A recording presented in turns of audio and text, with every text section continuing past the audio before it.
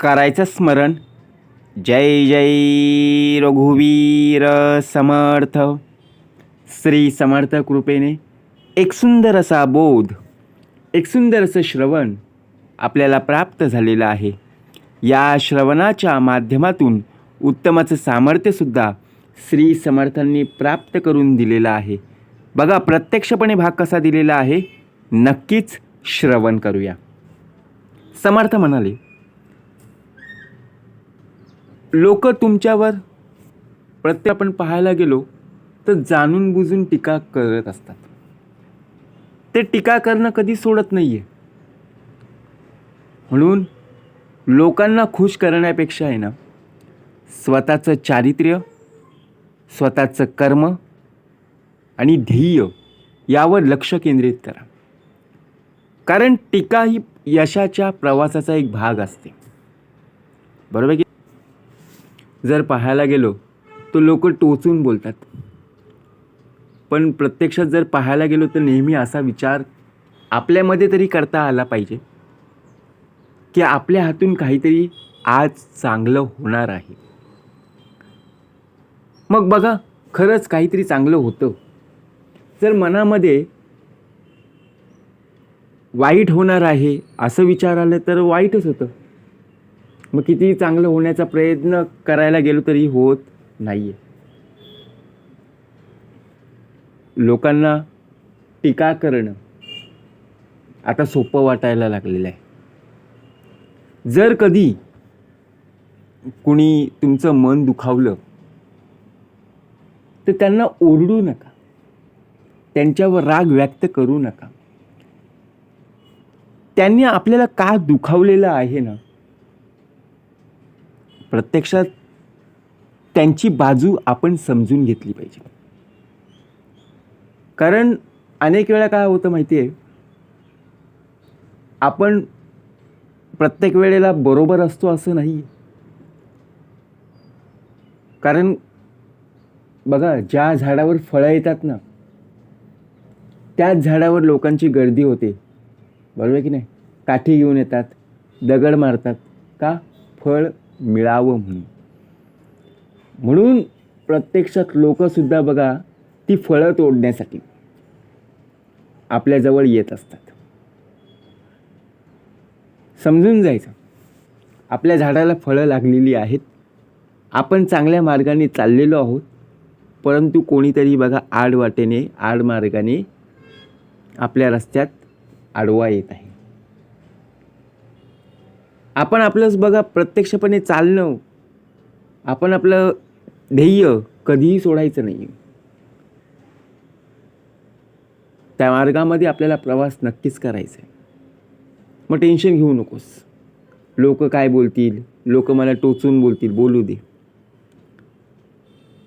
लोकांचा पाठिंबा असो अथवा नसो,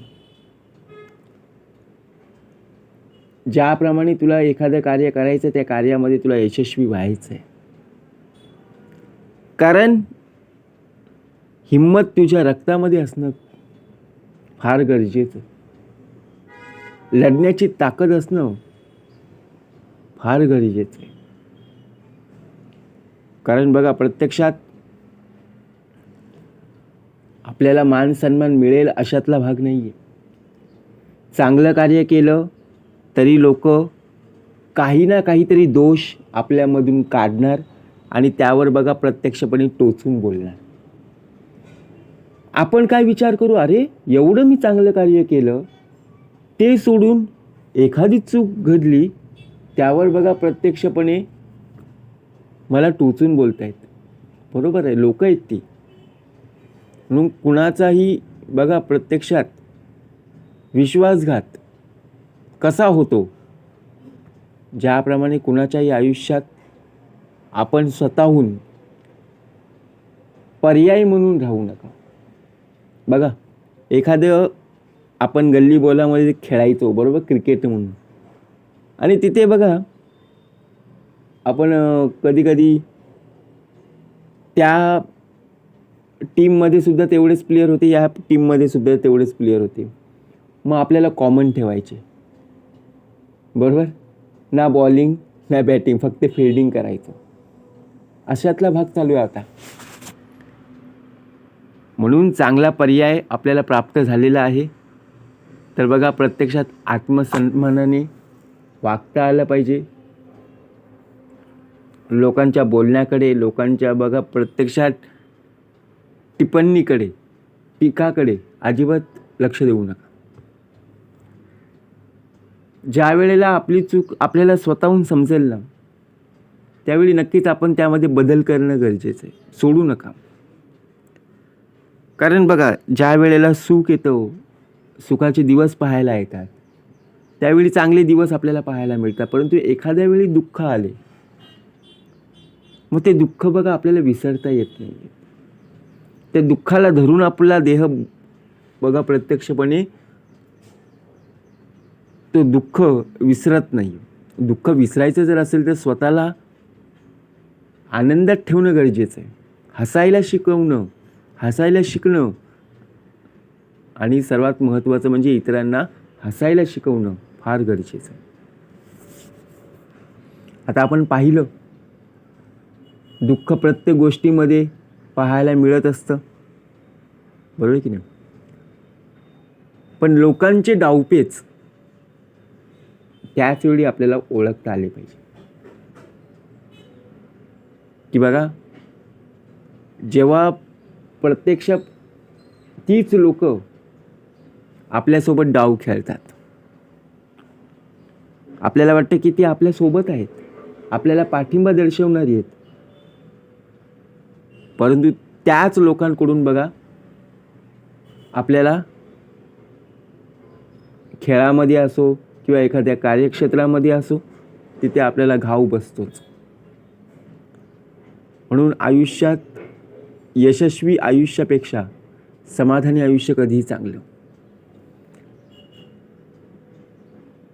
सर्वच जण बघा मेहनत करत असतात.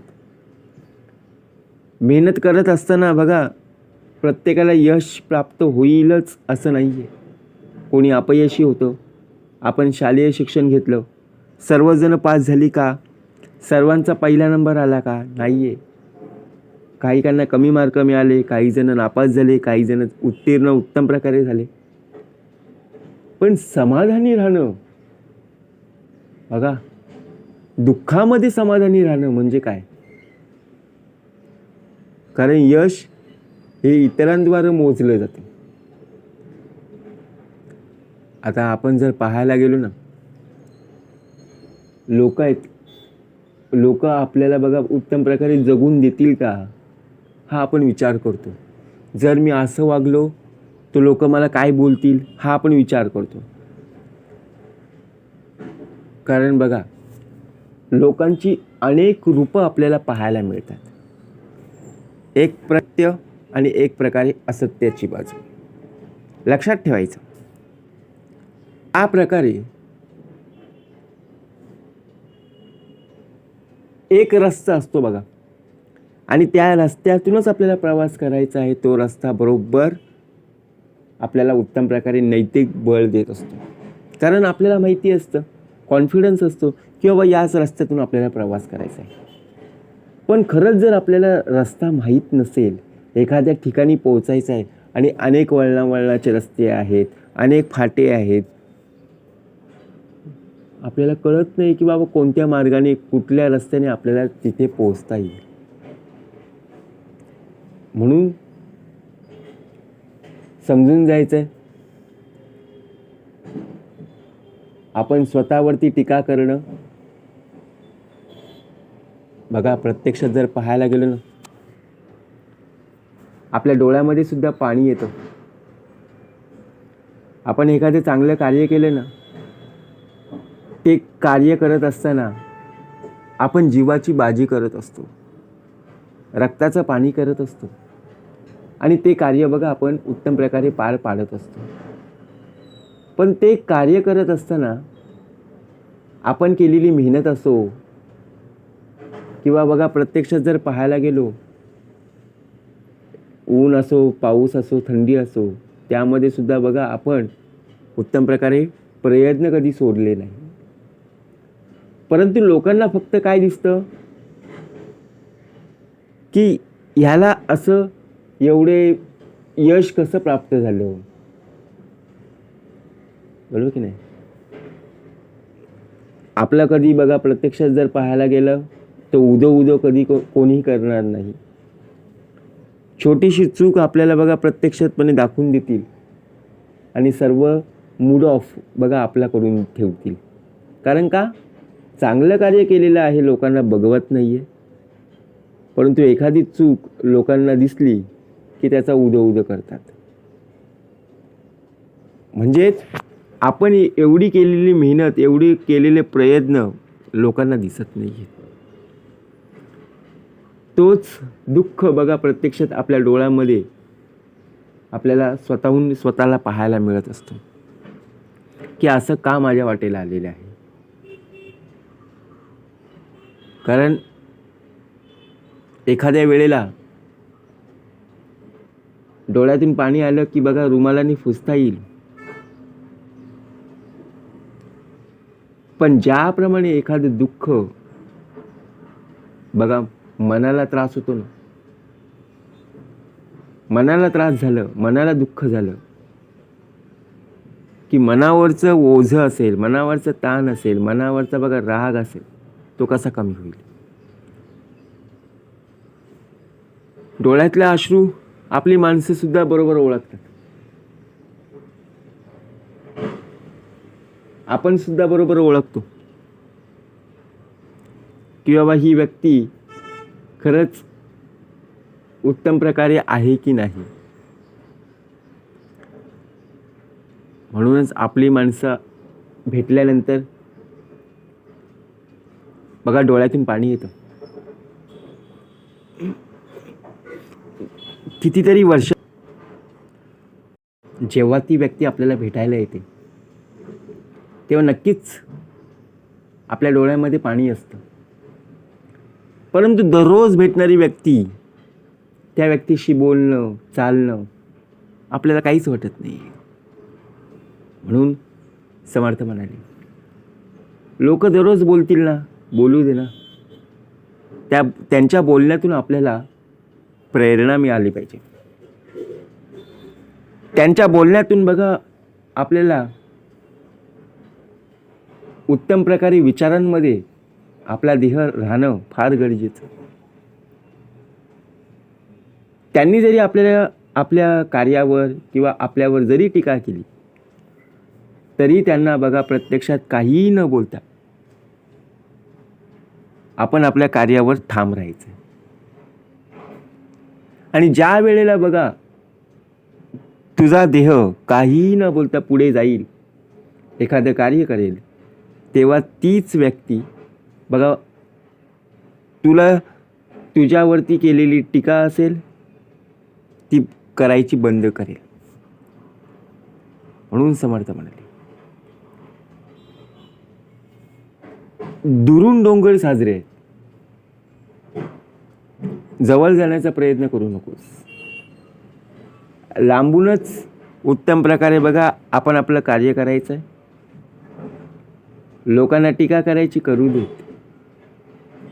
लोकांच्या टीकेवरच बघा संपूर्णतः आपल्याला मोटिवेट, प्रेरणादायी आणि त्याचप्रमाणे बघा सामर्थ्यसुद्धा प्राप्त होत असतं. अनेक विचार आपल्या डोक्यामध्ये येत असतात, त्यांच्याकडून शिकायचं आहे. त्यांना उलट उत्तर द्यायचं नाही आहे. त्यांना उलट जर उत्तर द्यायला गेलास तर अजून तू फसला जाशील. आणि न फसता बघा आपण आपल्या कार्यावर ठाम राहा आणि आपलं कार्य उत्तम रीतीने आपल्या ध्येयापर्यंत मजल गाठण्यात बघा आपण स्वतः बिझी राहा. जय जय रघुवीर समर्थ.